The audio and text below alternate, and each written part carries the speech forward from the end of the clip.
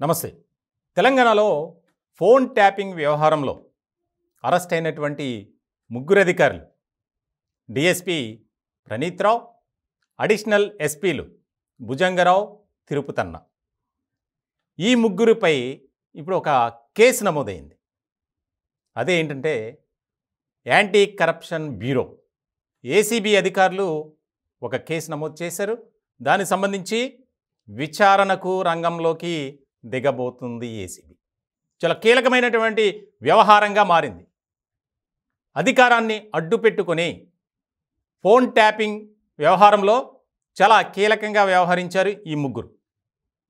ఉన్నతాధికారుల ఆదేశానుసారం ఇష్టారాజ్యంగా ప్రజాప్రతినిధుల ఫోన్ నెంబర్లను ట్రేస్ చేయటం, ట్యాప్ చేయటం, వారికి సంబంధించినటువంటి కదలికలపై నిఘా పెట్టారు.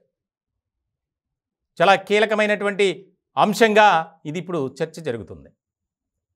అధికారాన్ని అడ్డుపెట్టుకొని కోట్లలో అక్రమాస్తులు సంపాదించారు. ఇప్పుడు వారిపై ఉన్నటువంటి ప్రధానమైనటువంటి అభియోగం అది. ఇప్పటికే చాలామంది వ్యాపారవేత్తలు ఈ ముగ్గురు వ్యవహారానికి సంబంధించి ఫిర్యాదులు చేయడం జరుగుతుంది. ప్రధానంగా ఆ ఫిర్యాదులను బేస్ చేసుకునే ఏసీబీ రంగంలోకి దిగింది.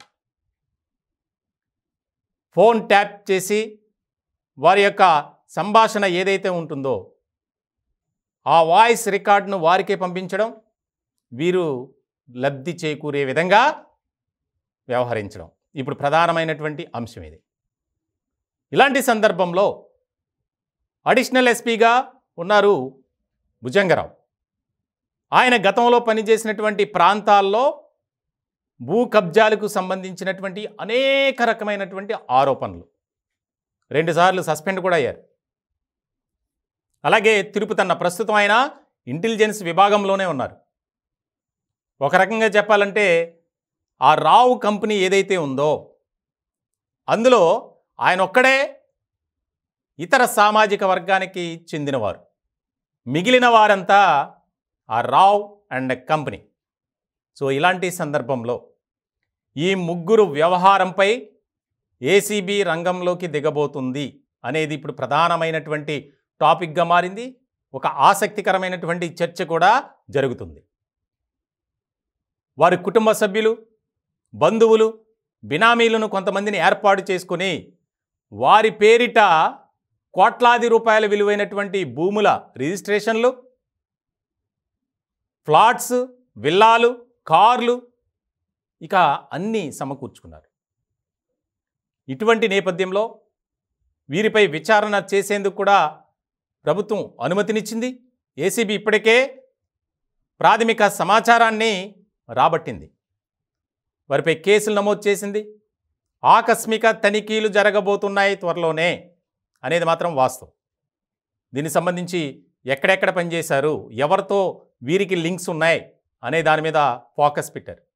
ఇప్పటికే సస్పెండ్ అయినటువంటి మాజీ డిఎస్పీ ప్రణీత్రావు వ్యవహారంలో చాలా సమాచారాన్ని సేకరించారు విచారణ బృందం, అలాగే ఏసీబీ కూడా.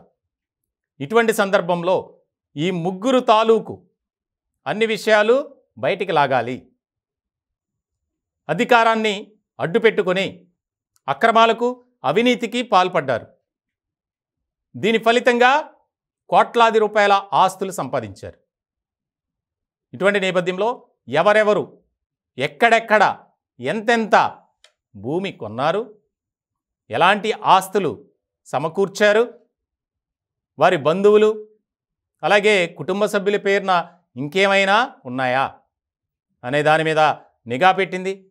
దీనికి సంబంధించి త్వరలోనే మరికొంతమంది అరెస్టు కాబోతున్నారు. ఎవరైతే ఈ ముగ్గురు అధికారులకు ఇంకా సపోర్ట్ చేసినటువంటి వారు ఉన్నారో, పోలీస్ డిపార్ట్మెంట్లో ఆయా విభాగాల్లో పనిచేస్తున్నటువంటి వారు, వారి భరతం కూడా పట్టాలి. వారి స్టోరీ ఏదైతే ఉందో ఈ మొత్తం వ్యవహారంలో మొత్తం బయటికి లాగాల్సిందే అనే ఆలోచనలో రాష్ట్ర ప్రభుత్వం, ప్రధానంగా ముఖ్యమంత్రి రేవంత్ రెడ్డి ఉన్నట్లు మనకు తెలుస్తుంది. ఏసీబీ నమోదు చేసినటువంటి ఈ కేసులో ఎన్నో కీలకమైనటువంటి అంశాలు బయటపడే అవకాశాలు కూడా ఉంటాయి అనేది అధికార వర్గాల్లో వినిపిస్తున్నటువంటి టాక్.